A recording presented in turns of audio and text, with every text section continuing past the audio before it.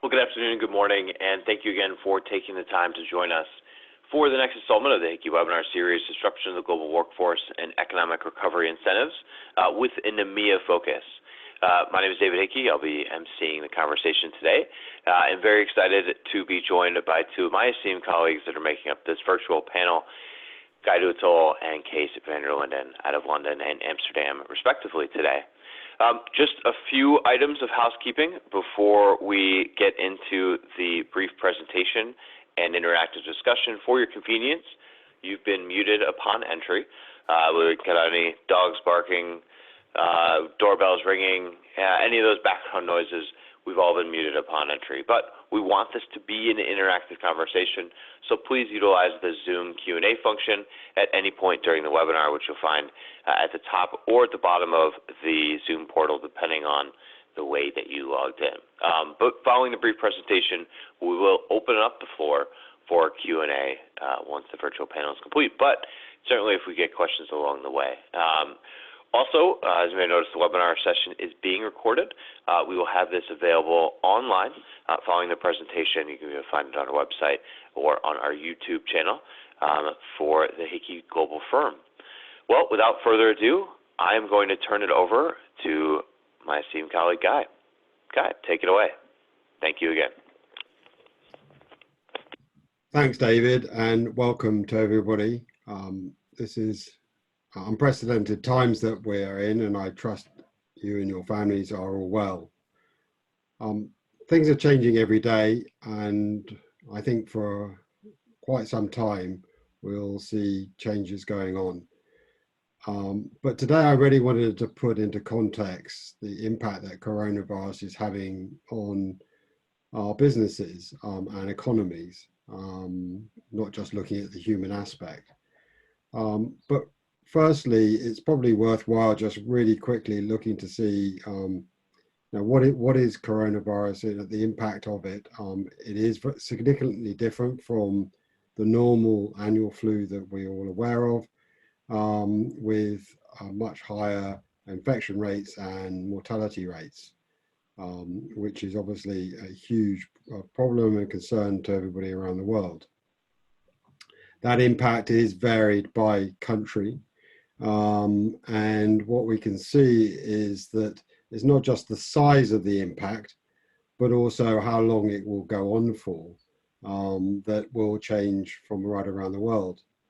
As you can see from this graph, there are much differences between what we've seen in most of the Western economies to those that have been witnessed in places like South Korea and Japan.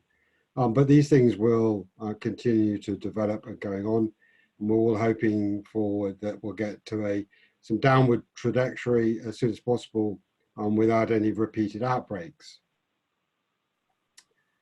We're also seeing significant differences between the different sectors and businesses around the world. Each have been hit very differently. We look at and analyze at all these different types of data points. Interesting to see some of those sectors are a bit harder than others. The fastest and probably one of the most impactful ones was on the movie business to begin with, right at the beginning of March, as you can see there, with many of the new movies to be released, such as the James Bond film, being postponed indefinitely at this stage. But conversely, online in gaming and media, online media companies are doing, like Netflix, are doing extremely well and seeing huge increases. So there are some winners out of this horrendous times. Another way, and another sector to look at this is looking at restaurant reservations. Being particularly hit badly, and the timing of that hit has varied really depending on the particular city that you're looking at or the country you're looking at, as they've announced different measures to firstly restrict movements of people and then close them altogether. Another way of looking at that same information is in this table, which progresses across from the sort of middle of February to the middle of March. Every line representing a different city, with green representing growth in reservations, and red is negative. And you can see those lines between cities vary completely differently. And it really shows that some cities have seen a much faster drop off than others. So how is coronavirus affecting your workforce? Well, cities right around the world, New York, London, Wuhan, Paris, are showing empty streets with no one about, which is really quite scary. It looks like something out of a movie. Unfortunately, it's a real time. But today I want to talk to you about a couple of things, both the short and long-term impacts that might occur to your business, but also to give you some ideas on strategies that you can implement to mitigate risk and help your business recover. Frankly, we're all going to need that as much as possible. Back in January, the world was a different place. For us Europeans, it was happening on the other side of the world. For many companies, their main concern at that time was what it was doing to their supply chains. And for my children, they were worrying about whether they'd be able to upgrade their iPhone. But it's also to put it into context. Even before the pandemic came out, CFOs last year were predicting that they would see headcount reductions right across their businesses. And that would be through the increasing use of automation and changing job roles. And you've got sectors like the life sciences sector where they're moving into new skills as they develop wearable technology and increasing use of technology to analyze the massive amounts of data that they produce every day.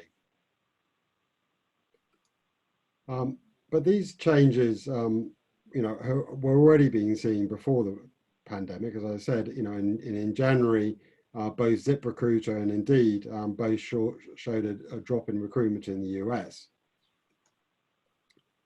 So what about now? Well, in the US, the jobs and jobless swing has swung massively in March, never ever seen before. It's moved from adding 270 odd thousand jobs a month to 3.3 million unemployed. And I just saw some figures released today or yesterday, maybe in US time, showing that that's now increased up to 6.6 million at the end of March, if you'd like to click on one more. And that's expected to increase, with some predicting that could be as many as 20 million job losses in the US. And let's hope it really doesn't get as bad as some of those predictions. But in the short term, the key to understand is what tools are available to your business, not only to survive today, but also going forward into the future. In the UK, the unemployment rate has risen to its highest level for 5 years. It's risen from just under 4% to over 6%. And in the last 2 weeks, we've seen nearly 1 million successful claimants for unemployment benefits, which compares to a normal average for a 2-week period of about 100,000, so a tenfold increase. And that's happening right around the world. Particularly in Europe, where some of the hardest hit economies. And while some people are predicting this could fall back pretty quickly if it's a V-shaped recovery, I think most feel that is an unlikely scenario. And if you look, as I said, into the Eurozone, the figures are much worse.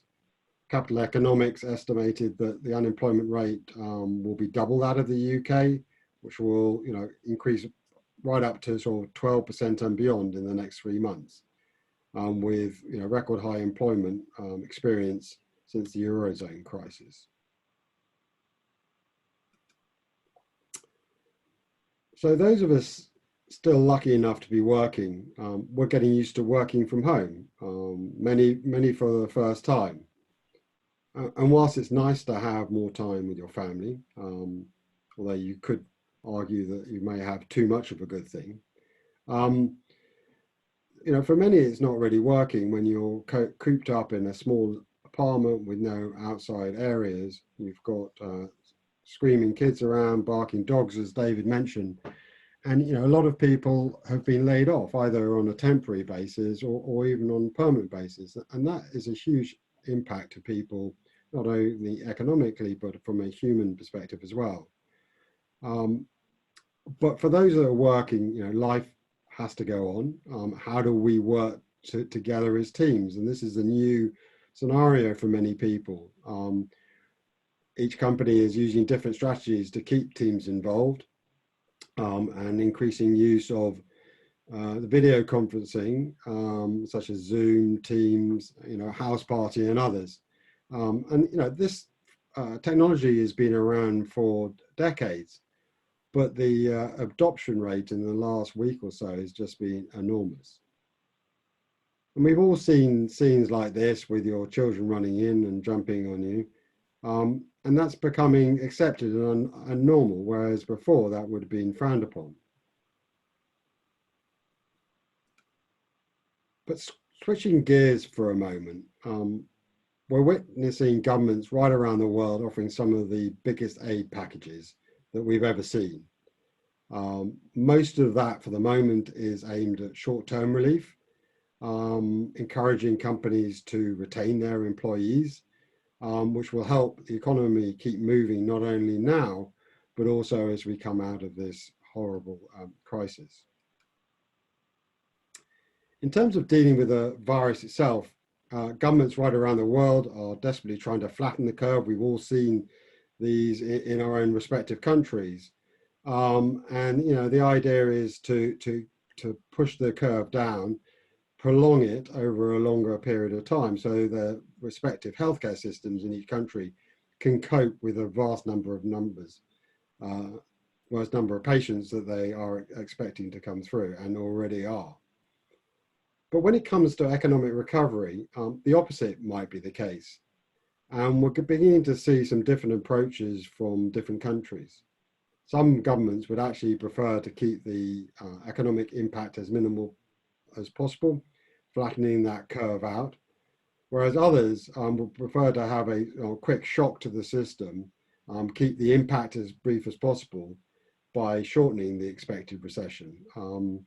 And by doing so, they hope to be able to come out ahead of other countries. But this will require much bigger intervention than we're seeing today, and huge investment and support programs will be needed to be rolled out. But we're already hearing those from Whitehall here in the UK and the White House and Washington in the US, and we're monitoring both types of different approach.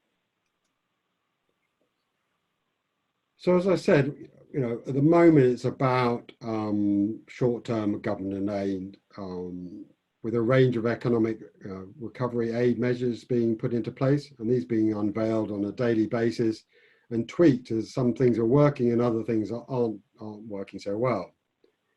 And we're seeing these for assistance for central government to the local governments and municipalities. We're seeing direct help using grants and loans and tax breaks for some of the worst hit sectors, such as travel, leisure, and hospitality. And also major schemes to keep people employed by support through furloughing, a term that I never heard of before.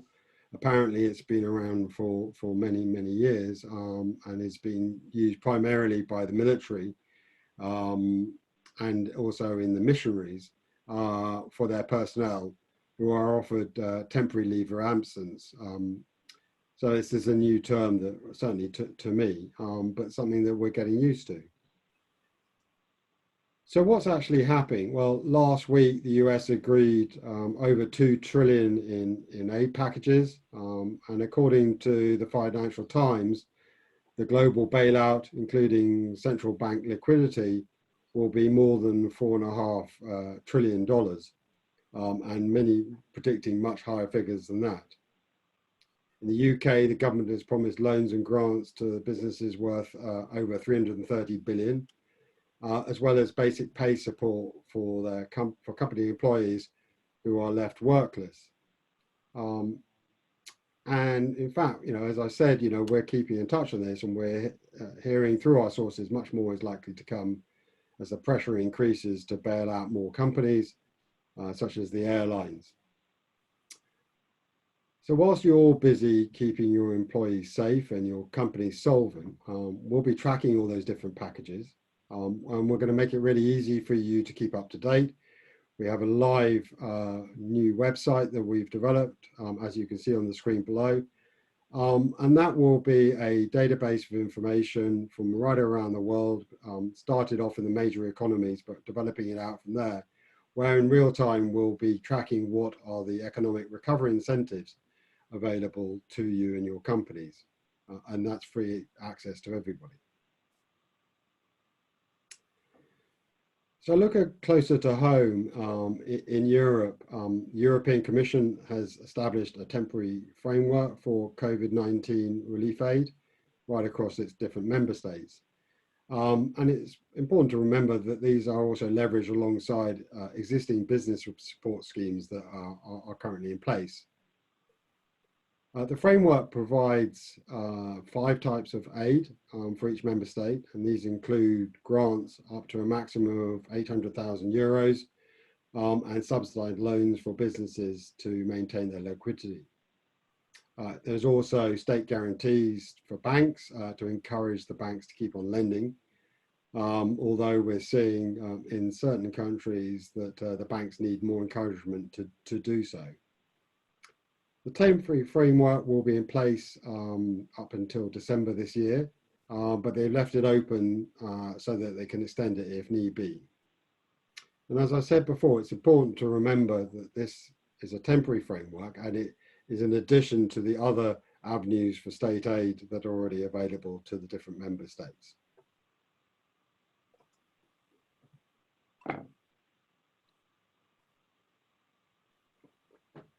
So what does that look like at a country level? Well, I mentioned the UK, where they've rolled out measures both through the UK central bank and the government with a total package of so far in excess of 350 billion pounds, and that includes 330 billion in loans to businesses and a further 20 billion in aid. And this includes the grants to small businesses, as well as grants to cover 80% of the furloughed workers' salaries, up to a £2,500 per month. In Germany, the finance minister said they are using a big bazooka to avert the crisis, with a package totaling more than 750 billion in aid. In Italy, a much smaller figure, they have packaged around 25 billion to support their already struggling economy.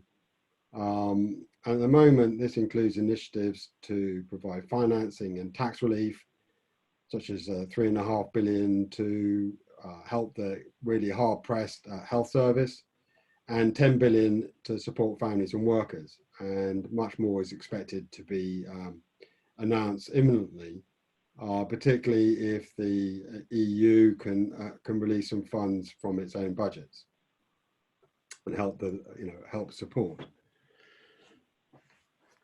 In Spain, the government's rolled out a 200 billion stimulus package, although this includes private money triggered by 100 billion in state loan guarantees that have been put in place. In France, Emmanuel Macron has said we'll have an unlimited budgetary support for companies and employees through this pandemic. And so far, that's totaling around 345 billion. Additional measures are expected to be available to help some of the hard hit businesses, such as the aeronautic and airline sectors, which they see as core part of the French economy. In the Netherlands, the Dutch government has so far announced 10 to 20 billion in aid designed to shield companies from the impact of coronavirus. But the finance minister has openly stated that they have deep pockets and will extend the measures when required.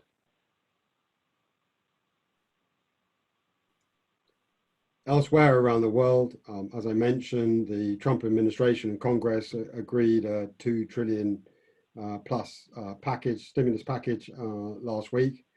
And this includes income support for families, so with $1,200 per adult and $500 per child. Although there is a threshold of $75,000 of annual income for individuals and $150,000 for couples. They've got small business loans worth $367 billion to help the small business companies cope with the immediate loss of revenue.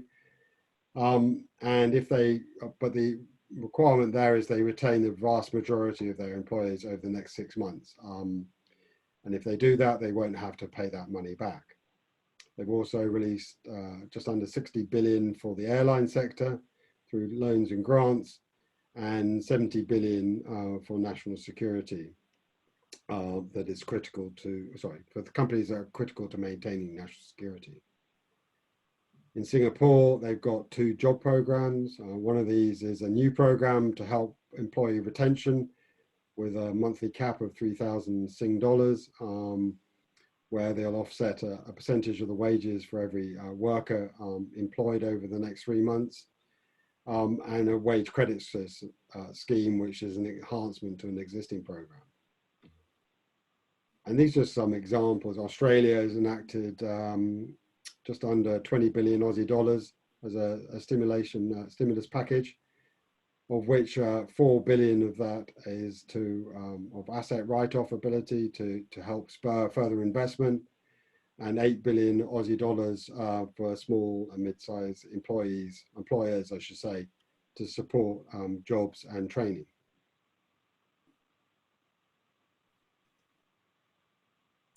But we're also seeing new grants and stimuluses being offered at a local level, which is being facilitated through some of the money and packages done at the central level.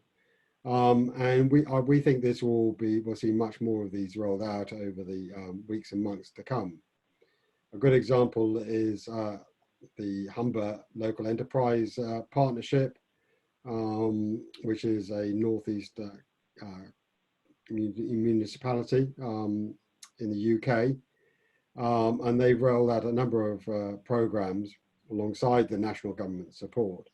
That includes grants to cover 40% of hardware and software costs, up to 25,000 to support home working and staff needs, as well as 25,000 per company for contingency planning and financial advice during the crisis.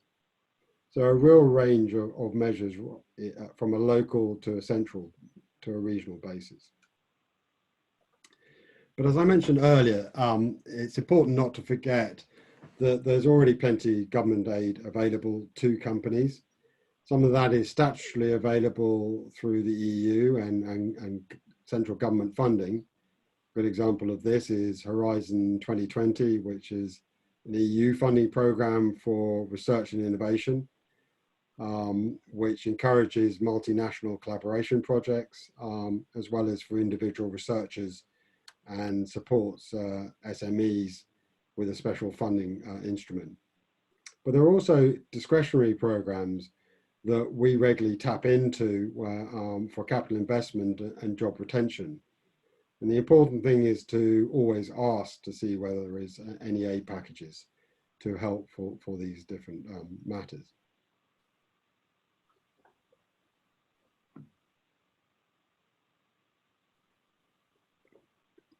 So I now want to change gears again and talk about some of the tools and ideas that can help you in these crazy times to allow you to mitigate the risk and drive decisions for your business, particularly when they're looking to find optimum locations which are sustainable for the future.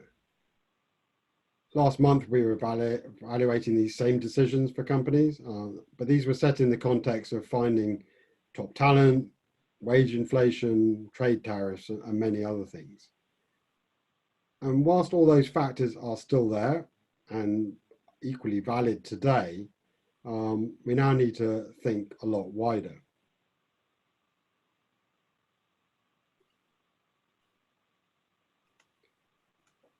We think it's a time now that your businesses have to pivot in a new direction, which is easier said than done. I was trying to come up with an analogy for this, and the best I could do, so apologies for this, is it's like knowing how to waltz, but then having to learn how to tango the very next day. And that requires a whole new approach. And apologies for the infographic on that and the movement in that, which is all responsibility of David, who's in control. So many of you will have heard me talk about the perfect storm made up of three factors. Firstly, that we're in an era of full employment. Secondly, that we've got shortage of key skills across pretty much every sector. And thirdly, that we're seeing significant changes and shifts in demographics right around the world.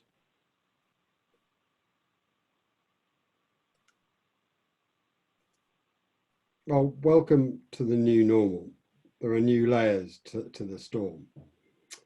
And for a good example of that, we think cost will once again becoming a determining key decision factor. And we'll see an accelerated pace of change in how companies work. We believe there will be increased use of AI and robotics, which need less people, both in office environment, but also in manufacturing and logistics. So those jobs that were at risk before are also likely to see this change happen faster. So individuals and companies, we need to reskill and retrain to take full advantage of that and mitigate any risks accordingly. So how can we help you be prepared and to keep pace with this fast changing and dynamic world? And I see that David's obviously keeping pace with it by moving the slides around quicker than I can speak. But what we're seeing is that companies want to make smarter fact-based decisions, both to understand that each market is different, but also to predict how they might change over time. And our recommendation around this is don't try and boil the ocean. Focus on key locations and those that will make the biggest impact and the fastest impact to your business. A much more comprehensive strategy can follow. So, research and good data is going to be very important to cover those factors. And utilizing an analytical approach, which is both qualitative and quantitative. And that would allow you to make decisions which are sustainable for the longer term. Today, maybe even more so after the current crisis that we're going through, I think that we're going to see some of these qualitative measures coming in around people wanting to be more community minded and environmentally friendly, as well as the quantitative approach around cost. But also make sure that whatever the approach you take, it is a science-based approach, which is designed to get all your stakeholders buy-in. Many will require completely different sets of data and messaging for each individual. A CEO will want a different set of information from the HR director, from the CFO, to the operations director. So collecting a varied amount of data points and how you message that to them is going to be really key. But as I mentioned earlier, don't forget all the challenges that we were dealing with from last month.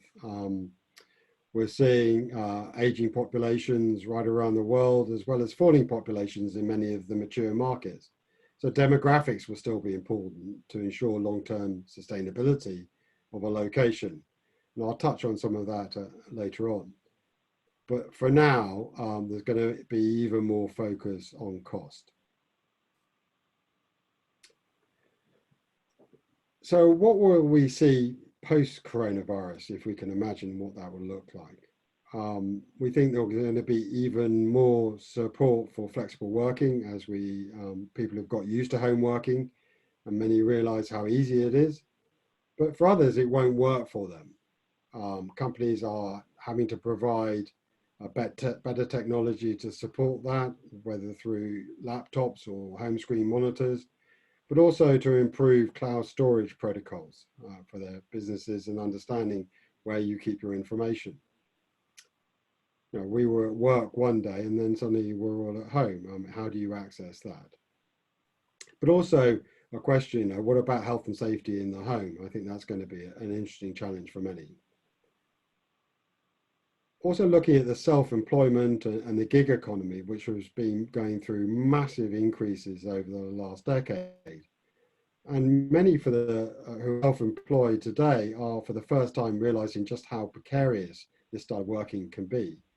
And looking forward, they actually might wish to move to a more secure job market with becoming full-time employment.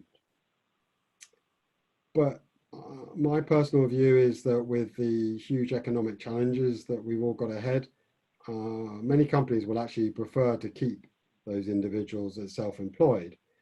And I think zero contracts will rightly face a huge amount of security once again. Looking at supply chains and transportation, this is already being challenged before we came into the current era of coronavirus, with diminishing labor arbitrage in locations such as China. We've had the trade wars and in concerns over climate risk with increasing flooding and bushfires in many countries around the world. What we believe is that we'll see companies accelerating their decisions to de-risk their portfolios by considering alternative and additional locations to avoid concentration risk.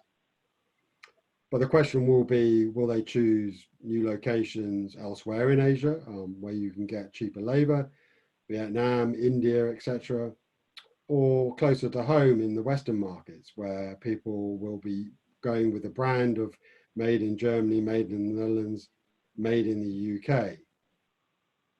We'll also believe that there could be some significant differences and improvements to the transportation infrastructure, as some governments choose to pump prime their economies through large investment programs in infrastructure projects.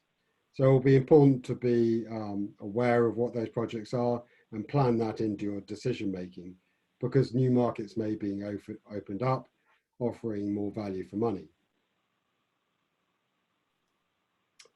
But as I said, cost will once again be a top priority and a key decision measure.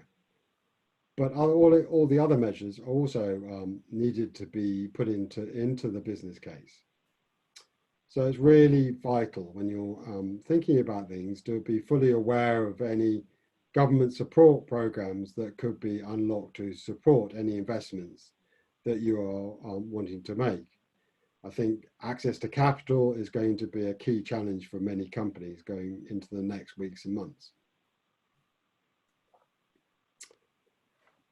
So what next? Well, my prediction is that we'll see a massive paradigm shift from today. So what will be the new normal? Well, some of the things that we've come up with and be thinking about across our business is that everybody should be looking at labour concentration risk assessments, as we've seen real key challenges of accessing it and keeping people working. And I think that should be important for every company to be doing as soon as possible. Urban density could also be a risk. And it may be important to study how you can distribute your headquarter people and facilities right around the world, and maybe some of the other office environments as well. Cost and wage inflation in major cities is going to be an issue, and it's not necessarily affordable in a recessionary environment. We think there will be a talent migration to lower cost, less dense markets. And as employees return to work, certain countries or states will require proof of health and that you don't have the COVID-19 or you've got through it. And I think also there will be a need to tap into some of the softer skilled, or the opportunity to tap into the soft skilled unemployment talent that will be available and how can you train them into new skills that you may require. We're already seeing companies diversifying in a response to the pandemic. Companies like LVMH, which is a luxury group, are making hand sanitizer, whereas engineering companies such as Dyson, Mercedes-Benz, Airbus, GKN, and Rolls-Royce are designing and actually redesigning ventilators and producing them and working out how they can produce them better and faster.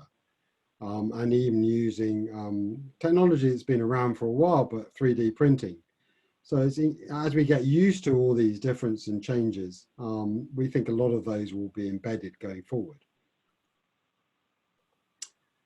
So what else?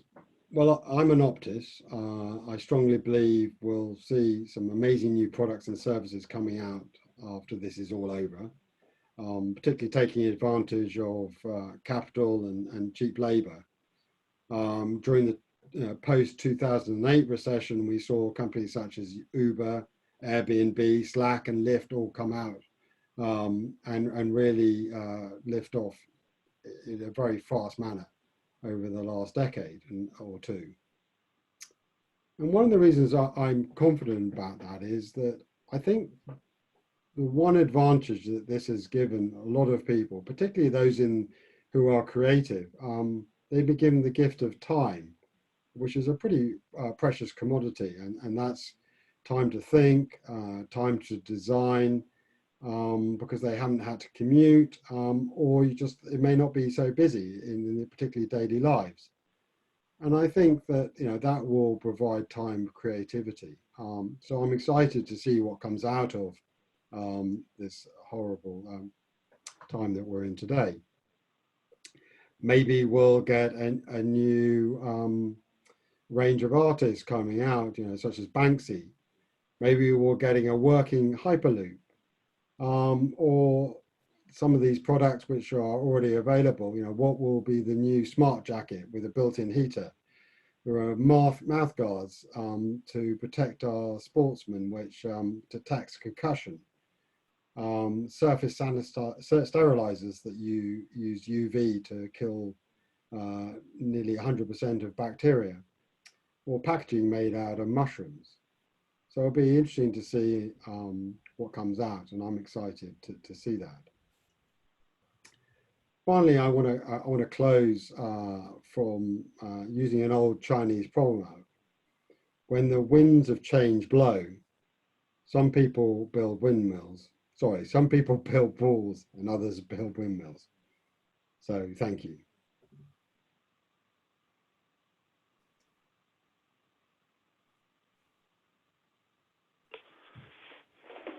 Thank you, Guy.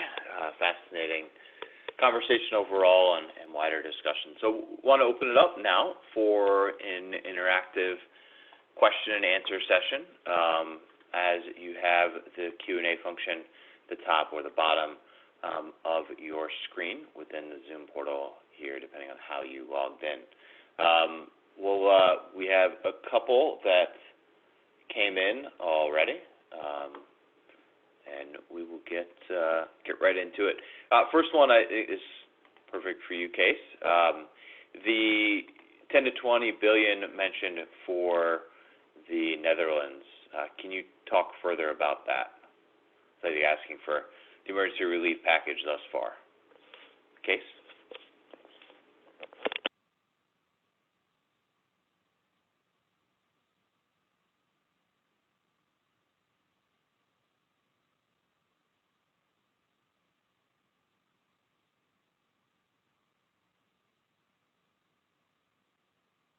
The Central Planning Agency has announced a few days ago, I think, 4 scenarios, worst case and best case. Best case, they expect this year that the economy shrinks with a few percent. And next year there is a growth again, and that unemployment will grow. It's currently, I think, historically low, 3%, will grow to 5%. And the Netherlands, I think the total number of employed people is 9 million or so. So it's quite a big number. Yeah, and if that happens, they have to borrow most probably an additional 10 to perhaps the 20 billion as indicated by Guy. But that's more or less the best case scenario. And that is assuming that economy picks up again as of Q3. Now, I think most of us have the gut feeling that that most probably will not happen. When you see how the disease develops itself and that it takes a lot of time to get it under control, and what happens afterwards, nobody knows. So it's a big question mark. Yeah, worst case, economy will shrink with 5 or 8%, and next year another shrink of 3 to 4%. And then unemployment will go up to 10 and perhaps even 12%, as mentioned by Guy. What they expect will happen most probably in the UK. And then the government debt will also increase. And then the amount of 10 to 20 billion will not be enough, and it will be much, much more. Then it most probably will be close to between 80 and 100 billion. But our Minister of Finance has said that we have deep pockets, the economy is strong, the government financials are strong, and that they are able to organize it. Most of it by lending it, of course. Now, most probably the scenarios will be the most realistic scenario will be somewhere in between, and without mentioning percentages and numbers again. It's serious time, and it will cost serious money, and it strongly depends upon the duration of the crisis, of course, and the intensity, and also that is not known yet.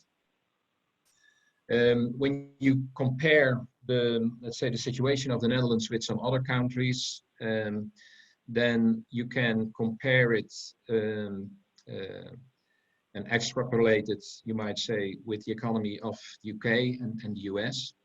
But when you compare it to Spain and Italy, so countries in the south of the Netherlands, of Europe, then I think you might remember that the amounts indicated by Guy, which was organized by the Italian government to give support to the economy, was only 25 billion. And the Italian economy is much bigger than the Dutch economy.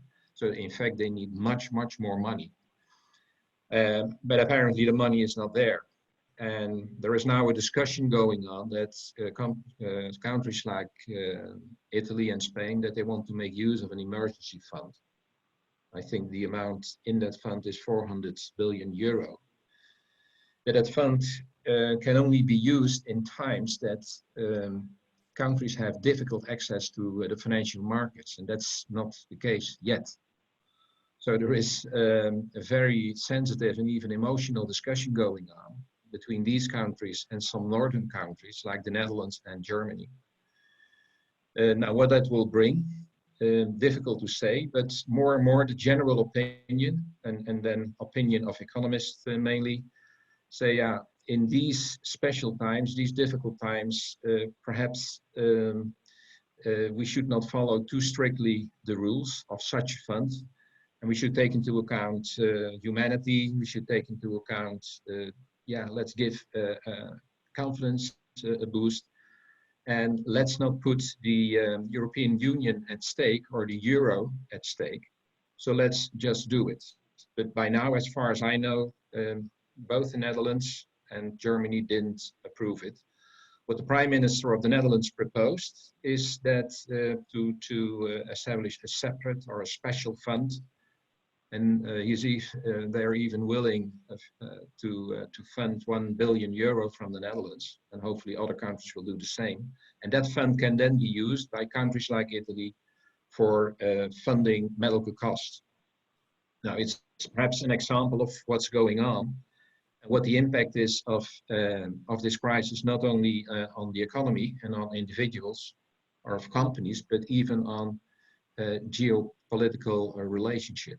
So very interesting time, but horrendous times, as Guy was already saying.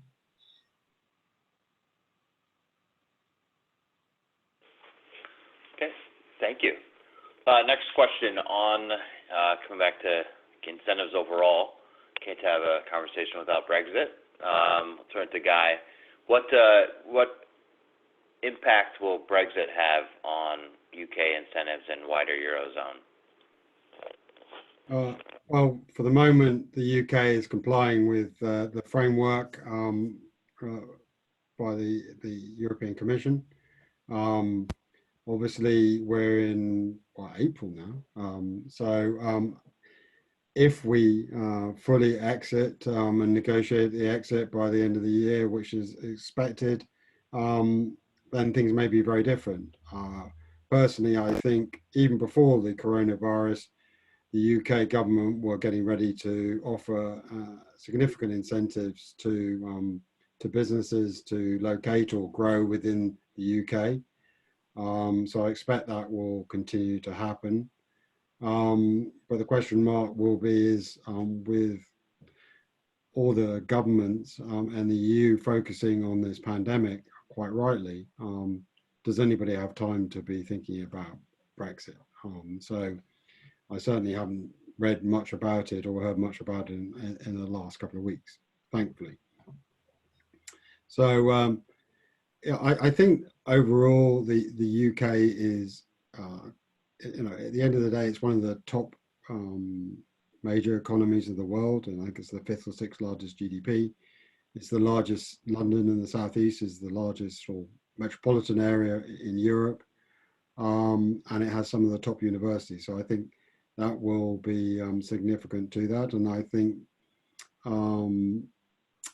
our government in the UK will put a lot of money behind that and investing in businesses on top of what it's already done.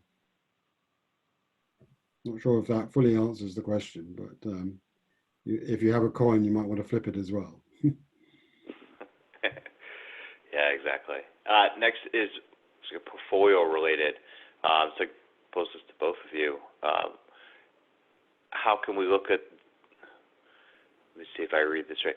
So how can we look at these changes and incentives across my portfolio? Well, I think the important thing is, as I mentioned earlier, cost has always been important, but with companies growing and the economy getting better, and frankly, for the first time in many countries, we were seeing improvements from austerity programs that have been put in place. So the focus was a lot around people and talent and those different measures. But with cost being a huge part of the decision making, and frankly, countries likely to be going into recession and trying to fight off depression, access to grants and incentives is going to be absolutely key for clients to put into their decision making process. And it would be a mistake for companies to not think about it. To be honest with you, I think in Europe, a lot of European companies don't consider incentives and believe that it all happens in the US, but actually in reality that there's much more money made available through EU and local governments on an annual basis, even before the existing measures. So I think it is important to tap into those different things.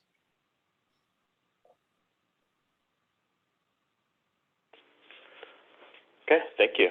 And a question about where is this available presentation? It will be available soon after the presentation on our website, ekineassociates.com, and as well on our YouTube channel. I just want to encourage everyone to join the conversation on social media along with EIKI experts and these two of my esteemed colleagues, as well as all over the world as we talk about a number of different topics, issues, updates, and overall best practices that we're deploying alongside our clients all over the globe.